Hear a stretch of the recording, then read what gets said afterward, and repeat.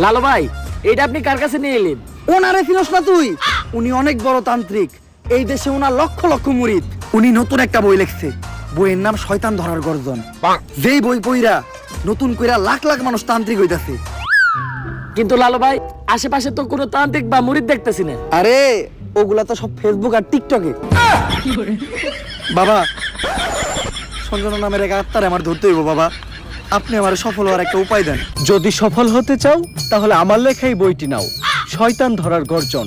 এই বইটি নেওয়ার সাথে সাথেই তোমার জীবনে থাকবে না কোনো অর্জন। আমি কথা দিয়ে কথা রেখেছি, শয়তান আসেনি তো ফিরে। আমি শয়তান তাড়ানো গল্প লিখেছি আমার সারাটি জীবন ধরে। আমি অন্ধকারে মোমবাতি জ্বালিয়েছি, তবুও পাইনি ভূতের খোঁজ। আমি ভূতের অপেক্ষায় ছিলাম, ভূত নিজেই হয়েছিল নিখোঁজ। শয়তান ধরার গর্জন, পৃষ্ঠা নাম্বার চুদলিংপং। বাবা, এটা তো মন্ত্র না, ছন্দ কইলেন। মার্কেটে আপাতত ছন্দই চলে। বাবা, বইটা একটা আমারও লাগবো। দাম কত এটার?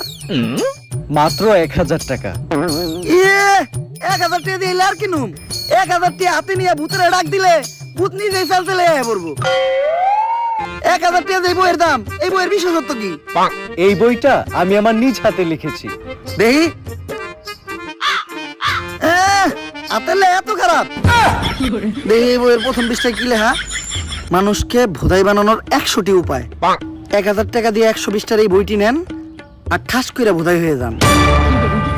এখন সফল হইতে গেলে তো এই বইটা লাগবেই। তো এই বইটা আমি নিয়ে গেলাম। বইয়ের টাকাটা? ওইটা আমি হোয়াটসঅ্যাপে পাঠাই দিব। গুরু, আজকের থেকে আপনার লেখা এই বইটা পইরাই আমার শয়তান ধরার যাত্রা করলাম শুরু।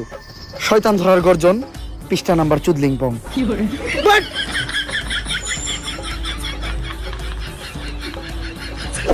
আত্মা টাকার জন্য প্রথমে ময়দা দিয়া গোল করে একটা দাগ দিতে হইব। তারপর এক জন্ডে দাগের বাইরে বাই করতে হইব, কারণ শুধুমাত্র সেই আত্মাটা দেখতে পাইব। তুই দাগের বাইরে দিয়ে দাঁড়া, আত্মাটা খালি তুই দেখতে পাবি, দেখা মাত্রই আমার সিগন্যাল দিবি। ঠিক আছে ভাই। কনে আহত ওদিক যা কানা। তারপর মোম জ্বালা আর পড়তে হইব, আত্মা টাকার এই মোমবাতি জ্বালাতে পেরেছে কয়জন? বেশিরভাগই তো চালাতে গিয়ে নিভে ফেলার গর্জন। পারবো না আমি ভালো করেই জানি, তবে দুঃস্বপ্ন আমার একটাই, সঞ্জনা নামের সেই আত্মাকে 5 টাকার মোমবাতি জ্বালিয়ে ডাকতে চাই।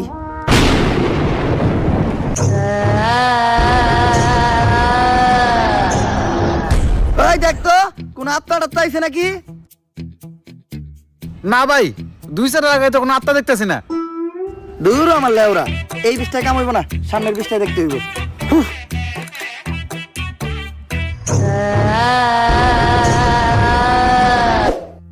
অশুভ আত্মা ডাকতে গেলে একটা লাশ লাগবে, তাও আবার মাথা ছেঁচা।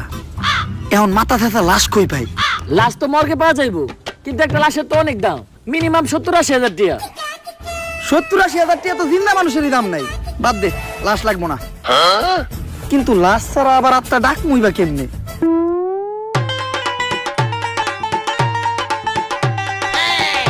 একটা হিট নিয়ে আয়।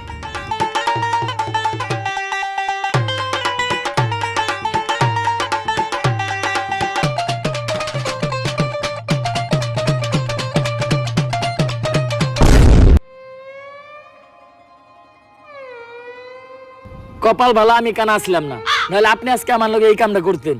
আরে না, তোর লগে এই কাম করতাম না। আমার ভিতরে একটা মানবতা আছে না? কেমন মানবতা আছে ওটা তো দেখতেই পারলাম।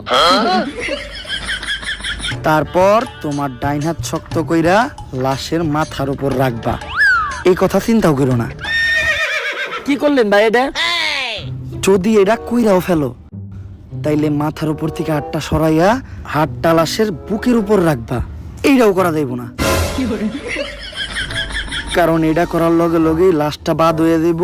ওই লাশ দিয়ে আর আত্মা ডাকা সম্ভব না। ভাই ভালো করে পড়ে দেন, হয়তো কোনো সমাধান অবশ্যই আছে। যদি এই 2টা কাজই তুমি কইরা ফেলো, তাইলে ওই লাশটা ঠিক করার একটা উপায় আছে। একটা উপায় আছে রে, বাচ্চি।